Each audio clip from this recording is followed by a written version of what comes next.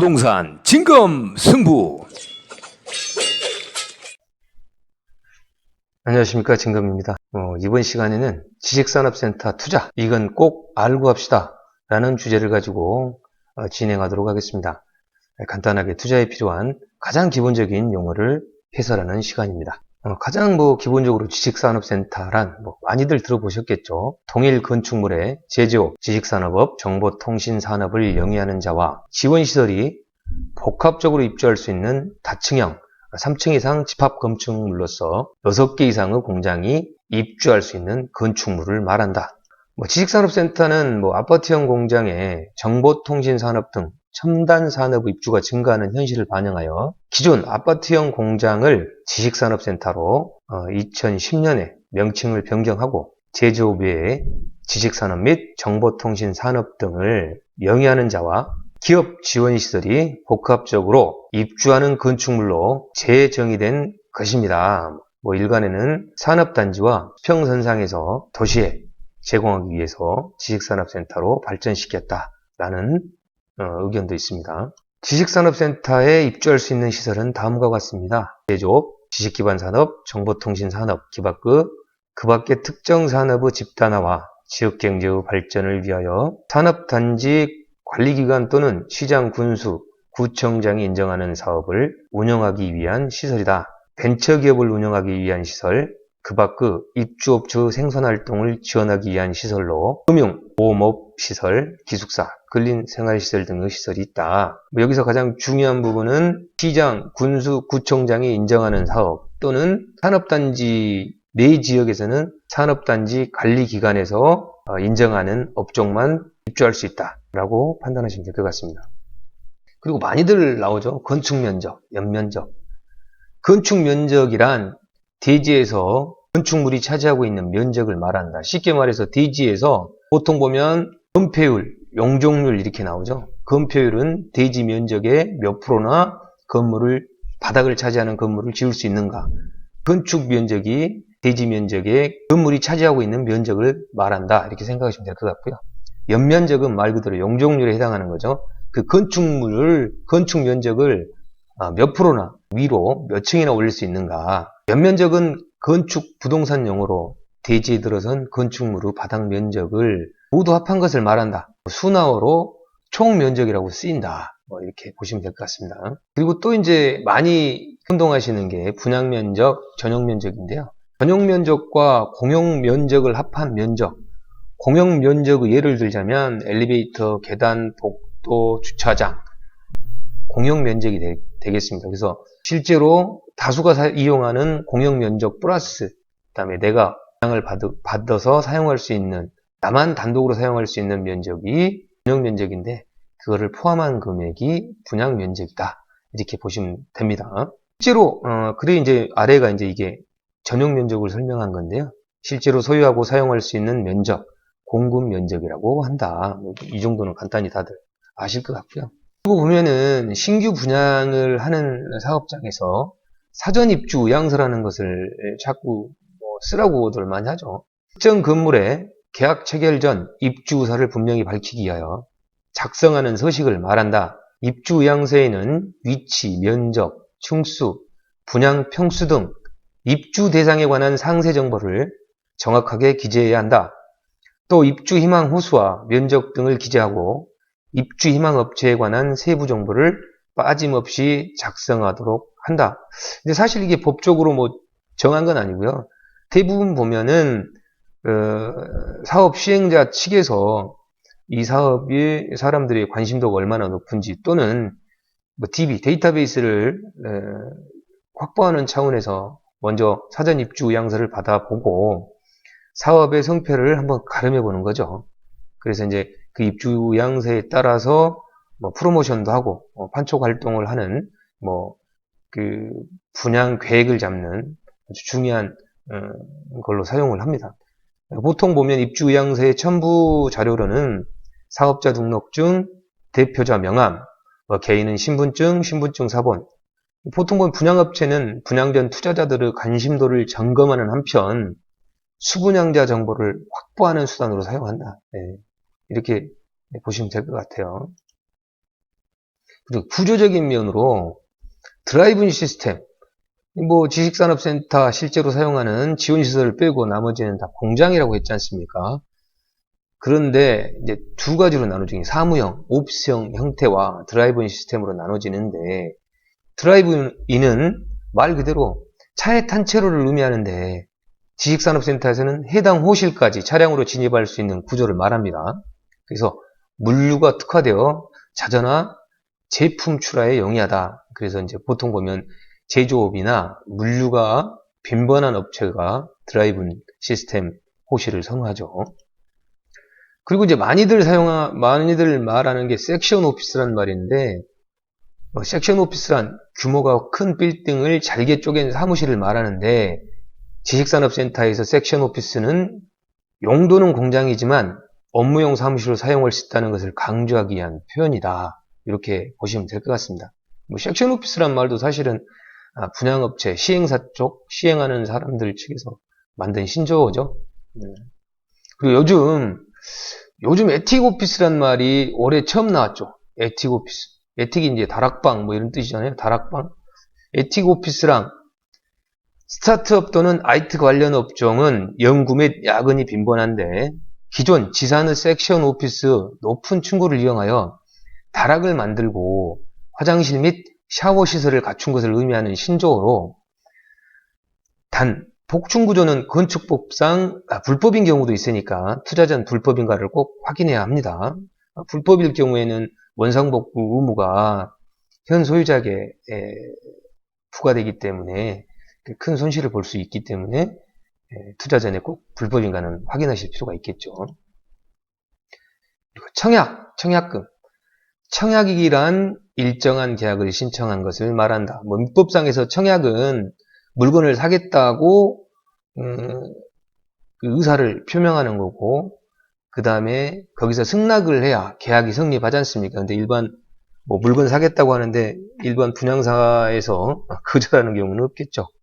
청약금이란 청약 의사를 확보하기 위하여 지불하는 비용, 본계약 체결 전이라면 단순 변심이라더라도 환불을 받을 수 있습니다. 분양 계약금은 이제 5%에서 7% 선에서 청약금을 보통 이제 하는데, 어떤 데는 10%도 요구하는 경우가 있어요.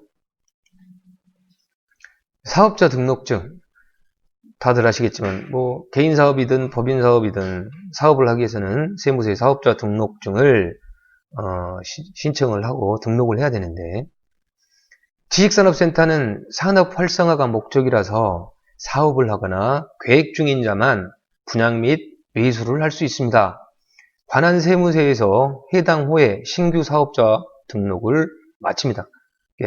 무슨 얘기냐면, 정계약을 하면 분양계약서를 관할 세무서에 가서 이 지식산업센터는 입주 업종이 있다고 그랬죠.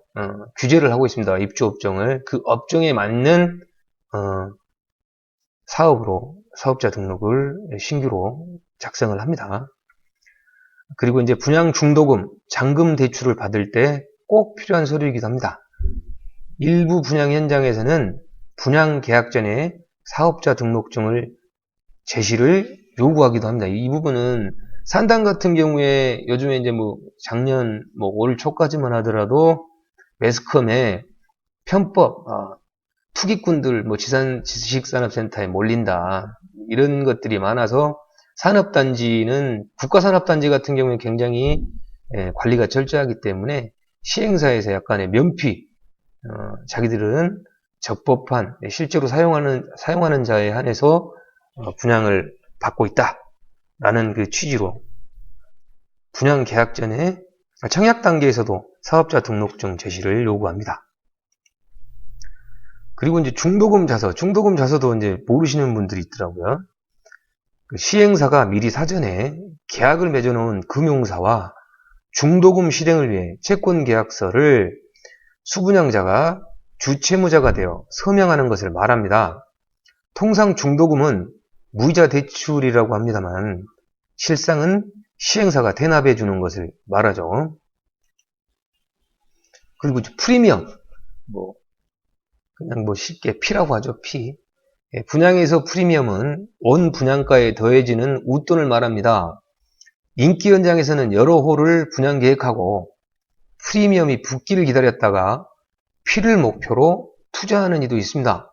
실제로 예를 들면 분양 계약금은 10%잖아요. 1억이 있다. 그러면 1,000만 원 가지고 1,000만 원은 너무 싼가? 2,000만 원 가지고 5채를 사놨다가 인기 있는 현장에 그러면 그 어느 정도 이제 프리미엄이 붙었다. 그럼 만족스럽다. 그러면 그때 전매를 해서 그 수익금만 챙기는 그런 형태의 투자를 하시는 전매 투자만 전문으로 하시는 분들도 있다는 것을 좀 말씀드리고 싶었죠. 뭐 투자가 뭐 정석이 있겠습니까? 뭐 자신에 맞는 투자법을 찾으면 되겠습니다. 그리고 이제 프리미엄을 이용한 분양권 전매. 분양권 전매는 신규로 소유권 이전하기 전까지 분양권을 매도하는 것을 말합니다. 수분양자는 건물분 부가세 조기 환급 받은 금액을 매수자에게 돌려주거나 매도금에서 제하고 매각합니다. 인기 상품의 경우 프리미엄이 붙기도 하니까 계약금에도 건물분의 부가세가 있고요. 중도금에도 마찬가지고 잔금에도 마찬가지입니다. 그러면은 일단 소유권 이전 전까지니까 잔금 치르기 전이겠죠. 잔금 치르기 전에는 일단 수분양자가 25일 이전에 조기환급금 신청을 해서 건물분 부가세분을 환급받죠. 근데 이제 그 수분양자가 전매하는 분양권 상태의 전매는 자기가 들어간 금액 전체를 매도하고 그 금액을 돌려받는 건데 부가세 부분을 환수받아버렸기 때문에 신규 매수인은 그 부분을 돌려받을 수가 없지 않습니까? 그 부분에 대해서 매도인이 돌려줘야 된다. 뭐 이런 뜻으로 받아들이시면 될 것 같습니다.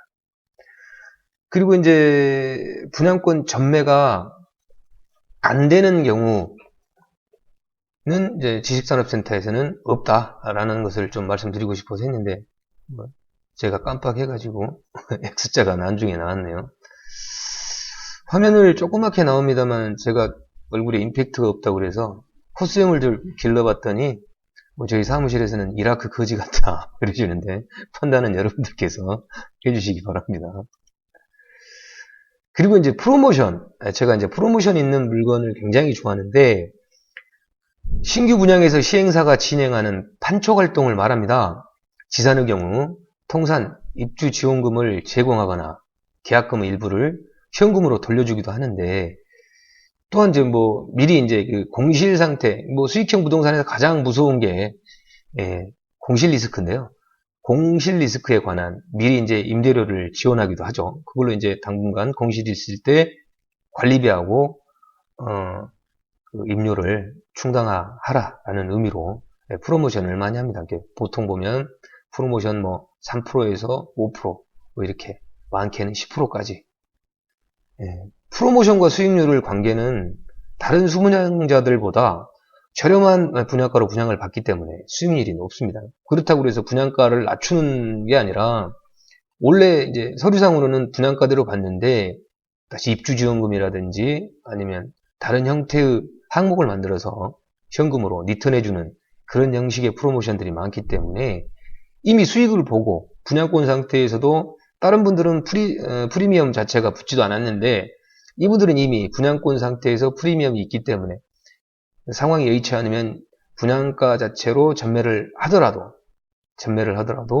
이미 원금을 넘어선 수익을 갖고 있기 때문에 훨씬 원 분양가대로 분양받은 분들보다는 프로모션을 받은 분들이 수익률에서는 굉장한 차이가 있겠죠. 진금이 지금 프로모션을 하나 진행하는 현장이 있습니다. 공동 구매 형식으로 시행사가 직접 협상을 해서요. 한시적으로 진행합니다. 부동산 투자는 타이밍이고 선점이라는 말이 있습니다. 자세한 내용은 간단하게 말씀드리면 분양 금액의 10%를 프로모션, 10% 프로모션을 받는 그런 형태의 사업장입니다. 위치도 나쁘지 않고요. 개발 호재도 굉장히 많은 곳이기 때문에 가격대도 좀 가볍습니다. 지금 분양 그 계약금 자체가 10%라고 하면 한 부가세 포함해서 한 1600 선에서 2억 한 3, 4천이니까 2천 한 300, 400 그 정도 수준이라서 목말라 하신 분들한테는 굉장히 큰 희소식이 되지 않을까 싶어요. 진검에게 프로모션에 대해서 궁금하신 분들은 문의하시기 바랍니다. 아래 전화번호가 있습니다. 부동산 투자는 타이밍이다. 어느 부동산 전문가들 누구나 그런 말씀들을 해요. 맞지 않습니까? 지금 재작년까지만 하더라도 대출이 자유로웠기 때문에, 대출 규제가 없었기 때문에 기업 투자 얼마나 성행을 하고 실제로 수익도 많이 보신 분들 많죠. 오늘 뉴스만 하더라도 기업 투자 때문에 400억, 500억 임대료 못 냈고 임차인들이 발을 동동 굴른다. 기업 투자자가 파산을 했다. 이런 내용들이 있습니다. 지금에 와서는, 그때는 그렇게 유명하던 기업 투자도 지금은 망한 투자의 대명사처럼 그렇게 돼버렸어요. 아직도 기업 투자 할 곳이 많긴 합니다만 좀 신중해지죠. 예전만큼 쉽게 접근할 수 없고 고려할 것들이 많아졌습니다. 그래서 당연히 부동산은 시기적인 타이밍이다.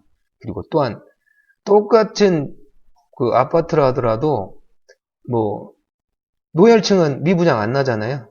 그것도 이제 부동산은 선점이고 인기가 제일 처음엔 없다가 나중에 인기 있는 현장에 가보면은 프리미엄 주고 사지 않습니까? 그게 부동산은 선점이라는 말에 일맥상통하지 않나 싶어요. 구독과 좋아요 부탁드리겠습니다. 지금까지 진검이었습니다. 감사합니다.